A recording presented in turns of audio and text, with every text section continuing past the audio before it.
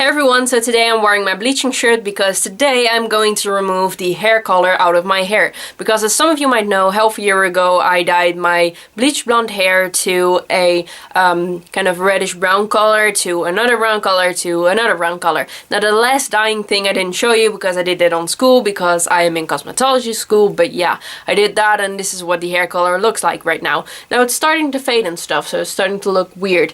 I mean, it did look nice, but now it just looks kind of weird and I just want to get rid of the hair dye that is over my still bleached hair, because when your hair is bleached you cannot get rid of that. You can dye it and it will look like it's brown, but it will never actually be brown. It will still be bleached underneath it. Now however, I do have half a year of regrowth, which is still about here now, I think. Like half of my regrowth does have dye over it from last time that I dyed it. But yeah, the regrowth that you can see is still about here. And today I'm going to use this Kruidvat color remover, which Kruidvat is just a Dutch drugstore brand. And this basically takes the molecules of your hair dye and shrinks them so you can wash them out or something like that. So it will not affect your natural hair color. So basically when I use this, the roots will still be showing, and it will probably take this little part that is over my roots and give that my natural hair color back, because underneath there is probably still my natural hair color, but it will probably not be as light as it was before because it just doesn't really work like that for some reason. But it will be like a yellowy orange color probably. I don't really know, but we'll see about that. I don't know if it will be pretty or not, but we'll see. So yeah, it will not affect your natural hair color, and it has no peroxide and no ammonia, so it's not as bad as bleach. So in the box there are these gloves. There is the A stuff and the B stuff, which the A stuff is the activator and the B stuff is the remover. So you have to pour these two things together. So you pour the A stuff in the B stuff, and then you mix it up for 30 seconds. And then there is the C stuff, which is the after treatment.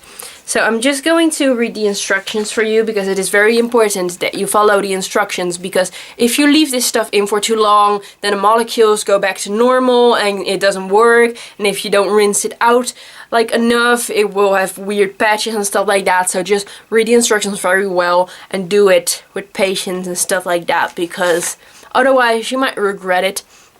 So first of all, you're supposed to wash your hair with shampoo only, and you're supposed to let it dry and then you can use it. Then you're supposed to protect everything around you, so I'm going to put towels on the floor and I'm wearing my bleaching shirt so that doesn't get ruined, because you can't really ruin this. Then you're supposed to keep it warm in the room, so you can't open a window. And then you are not supposed to use metal or brushes, and you're supposed to use the gloves, obviously.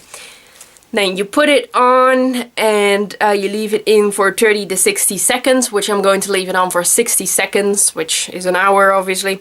Then you can put some plastic wrap around your hair so that it works better, which I'm going to do if I still have plastic wrap around here. I don't really know if I do. And you have to rinse it out for about 5 to 10 minutes.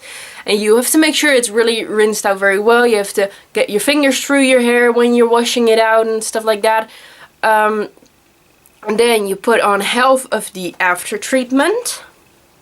And you leave that in for 1 minute, and then you rinse it out for 5 minutes. And then you dry your hair with a towel, and then you put on the rest of the after treatment. And you just massage it in like a shampoo, and you just wash it out like a shampoo. And then you dry your hair, and then it should be done. Then you should be good. So it's quite a few steps, but when you just do them carefully, you should be good. I hope it works. I'm just going to pour these two things together, just like that. Then you put the cap back on and you shake it up.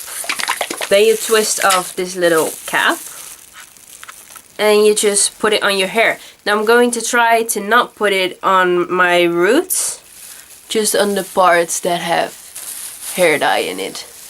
Because otherwise it's just a waste, because it doesn't work on your natural hair, and it shouldn't. Now I've heard that this smells really bad, but right now it doesn't smell all too bad. So I'm happy about that. But it could still change. Like sometimes hair stuff just changes smell for some reason, and it's really weird, but yeah. So I got it all in and I wrapped my hair with plastic wrap. I know it's very attractive, but yeah, I'm just going to leave this in for 60 minutes and then I'll rinse it out really well and do all the other steps and then I'll be back. Okay, so this is what my hair turned out like. As you can see, it got pretty light. It didn't got very blonde, but it did got a lot lighter than it was. And yeah, I'm really pleased with the result. This is just what it looks like. It's a pretty light brownish, sort of reddish color. On camera it looks a lot more red than it actually is, but yeah, I got a lot lighter and I'm really surprised because I did have like 3 layers of dye on my hair and the last 2 layers were pretty dark, so yeah, I'm pretty pleased with the results. I really like it, and if I would do another one of these color removers, then it would probably get kind of blondish. You can use the product like 3 times. Of course you have to get a new one. And yeah, that was enough for my entire hair. I even had a little bit left. So that's good. Yeah, I really like it. So, I hope that you enjoyed watching this video, and thank you so much for watching this video, and I'll hopefully see you later in my next one. So, have a nice day. Bye!